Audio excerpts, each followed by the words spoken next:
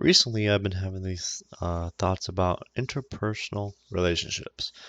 Now, you may be wondering, well, where do you get this idea from, or why have you been thinking about this? Well, I've been alone recently. I've been lonely, and this kind of happens during Christmas because everyone is out doing their own thing, right? But I'm still happy because I'm with my family, obviously. But, I got to thinking last night, and I kind of wrote down some thoughts about interpersonal relationships and how they affect everyone. So here's what I wrote down. To me, interpersonal relationships means any relation with anyone, right? Like any person on this earth, right? Even if it's just you like saying hi in the street, to a stranger, that's a relationship. You the relationship there is an acquaintance, right? You said hi, and that's about it, right? You walk away. So there's a multitude of relationships on this planet.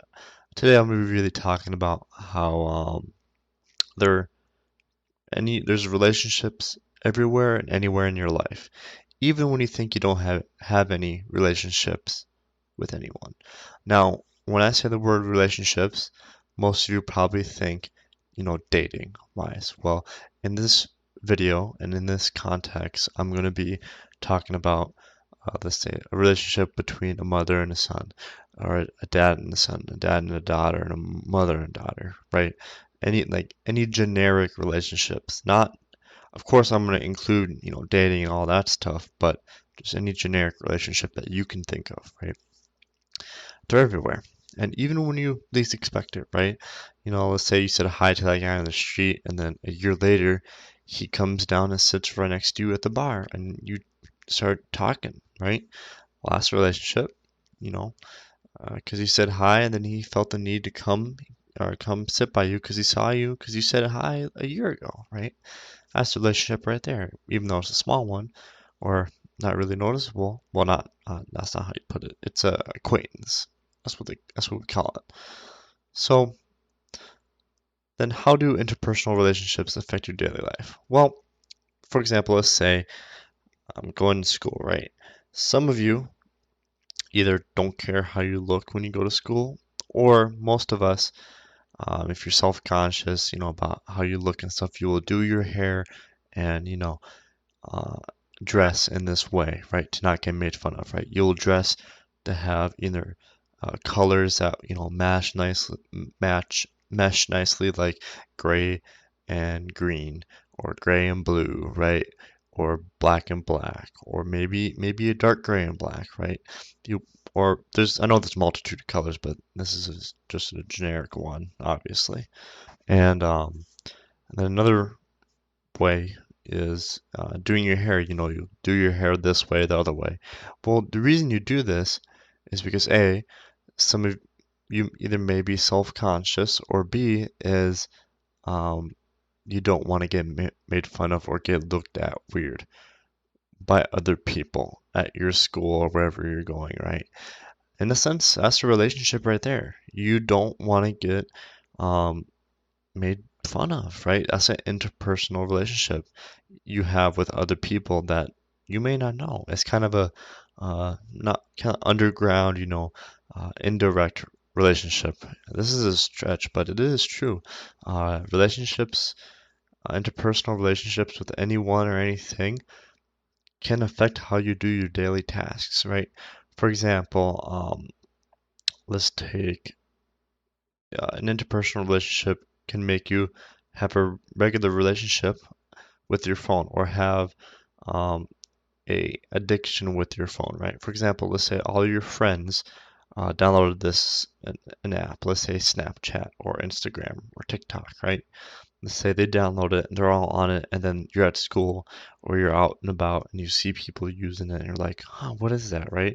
Then you look and it seems interesting, and then everyone, has it, but they're not pressuring you to get it, right? They're not peer pressuring, like, oh, you should get it.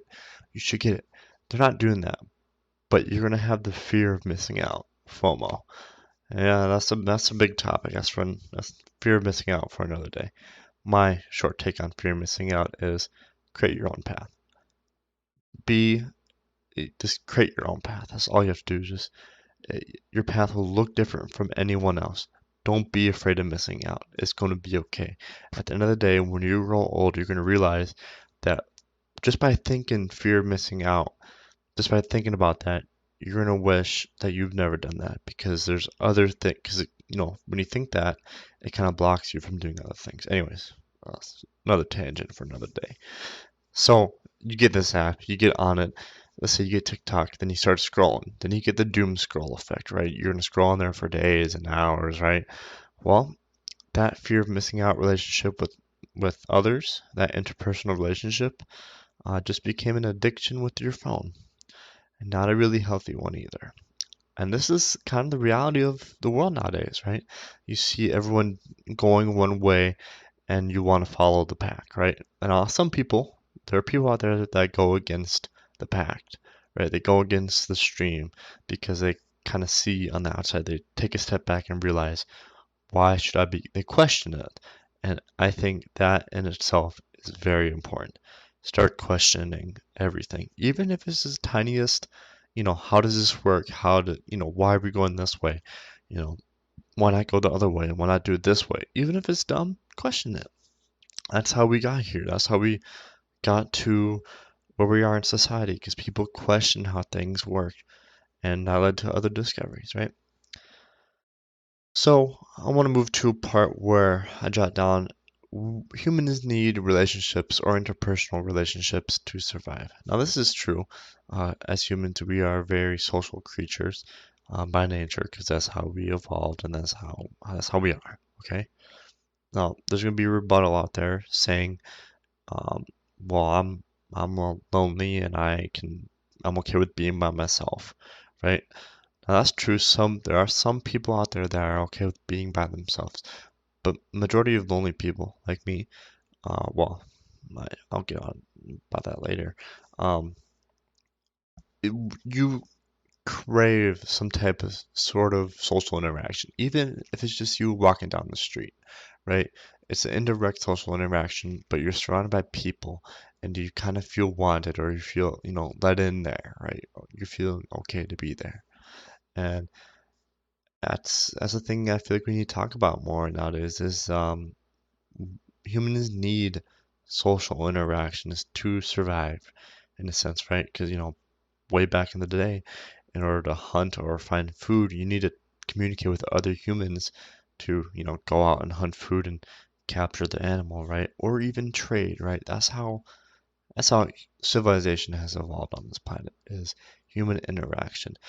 Now, there are people out there like me who don't like social interaction. They want to be alone and that. Well, it could be for a multitude of reasons. For me, personally, I'm afraid of messing up when I talk or stuttering, right? Or slurring my words, which is why I'm doing this by practicing talking, right? And I think that fear is caused by the relationship with another human, of them judging me, right? I don't want them to judge me. Well, I've come to the realization, or I'm starting to realize that if they judge me, who cares? It's just them, right? I don't know. Maybe they won't even judge me, right? I can't even tell what they're thinking. So, now, how did I get to this realization? Well, it's you get to a lot of realizations in life when you're alone, right? There's gonna be a point in your life when you're gonna be alone, all by yourself. Maybe it's in a house that you just bought, you moved out of your parents' house. Maybe it's going to college and you just move into your dorm and you don't have a dorm roommate. And it could be for a multitude of reasons, right? When you're alone. When you're alone, you start to, either A, you just try to pass the time to get out of this loneliness spiral, or majority of people go out there and make friends, and that's how friendships and friend groups are a thing, right? Some people, like me, well, I also go out there and make friends, but majority of my time is thinking, right? I think sitting down, having a nice cup of tea or coffee, whatever you enjoy, and looking out and just thinking about life, right? And how you got there, and how grateful you should be for the path that you've been on. If it hasn't been an easy path, I'm sorry. I hope it gets better, but the journey that you're on will help mold you into who you are today. if it's a far out there, but you know, you will get there, right? And being alone will help you because you have time to sit down and think, right?